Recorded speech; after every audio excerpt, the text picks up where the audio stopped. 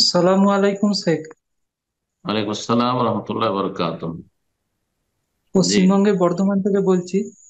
বলেন।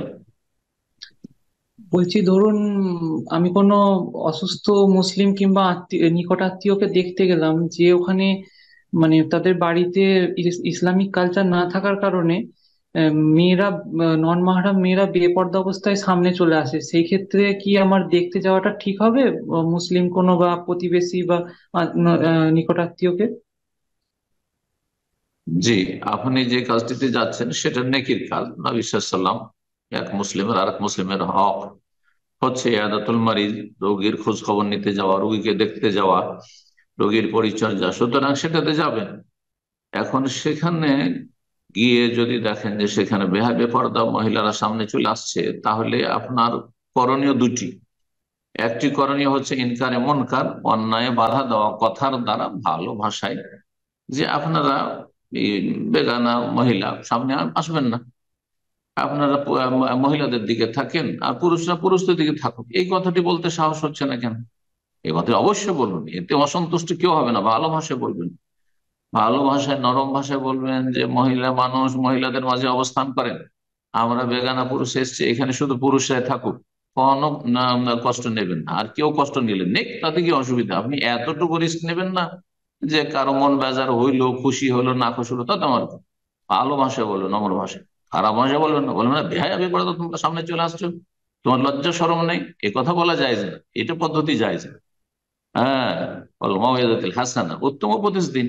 এটি একটি করণীয়। দ্বিতীয় করণীয় হচ্ছে আল্লাহ বলছেন কুল্লিল মুমিনিন ইয়াগুযু মিন আবসারিহিম, মুমিন পুরুষদেরকে বলো তারা যেন দৃষ্টি নিচে রাখে। আপনি নিচের দিকে তাকান, রোগীর দিকে তাকান, ওদের দিকে তাকাতে যে না ভরক্ষেপ করেন ডানে বামে কি আসছে না আসছে, কেন তাকাতে যাচ্ছেন আপনি? কেন তাদের সাথে কথা বলতে যাবেন? জি, গজুল বাসার, নবী সাল্লাল্লাহু আলাইহি ওয়াসাল্লাম বলেছেন। হ্যাঁ, চোখকে নিচে রাখেন, দৃষ্টি অবনীত রাখেন। জি, বারাকাল্লাহু ফিক। আসসালামু আলাইকুম রহমতুল্লাহ।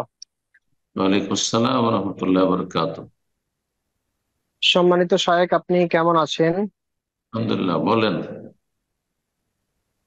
শায়েখ, আহ, প্রশ্ন হচ্ছে যে এমন বেদাতি এলাকায় থাকা হয়, মানে বেদাতি বলতে গেলে অধিকাংশ মানে হিন্দু। এবারে ওর মাঝে কিছু আছে বেদাতি, একটাই মসজিদ আশেপাশে মসজিদের মধ্যে। হুম।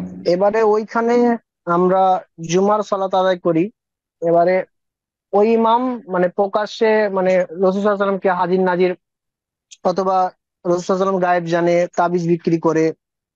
এই ইমামের পেস্টে সলাত আদায় করা যাবে কিনা একটু দয়া করে জানাবেন ইনশাল্লাহ।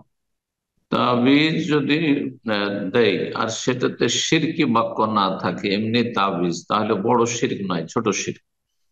আর বাকি নবী সাল্লাল্লাহু আলাইহি ওয়াসাল্লামকে হাজির নাজির বলা, সব জায়গায় উপস্থিত, নবী আলেমুল গায়েব অদৃশ্যের খবর জানেন, বড় শিরক। সুতরাং এমন আকীদা যদি স্পষ্ট বলে, আপনি শুনে থাকেন নিশ্চিত যে ইমাম নবীকে আলেমুল গায়েব বলছে, হাজির নাজির বলছে, তাহলে তার পিছনে সলাৎ পড়া জায়েজ নয়, তার পিছনে সলাৎ পড়া জায়েজ নয়। তাহলে আপনাকে বিকল্প জায়গায় খুঁজতে হবে, বিকল্প মসজিদ। এই নয় যে আমি এখানে জুমা পড়বো না, অথবা তো তিনজন চারজন মিলে আমার ঘরে জুমা পড়ে নেবো, এটাও জায়েজ। আপনি যান 5 কিলোমিটার 7 কিলোমিটার জুমার দিনে চলে যান, দিয়ে দূরে নামাজ পড়ে আসেন। অথবা এখানে বসবাস করিয়েন না, আপনি হিজরত করেন। হিজরত কিসের জন্য? হিজরত তো এই জন্য, জি, যেখানে আল্লাহর দিন ভালোভাবে পালন করে সেখানে হিজরত করবেন আপনি। জি, বারাকাল্লাহ।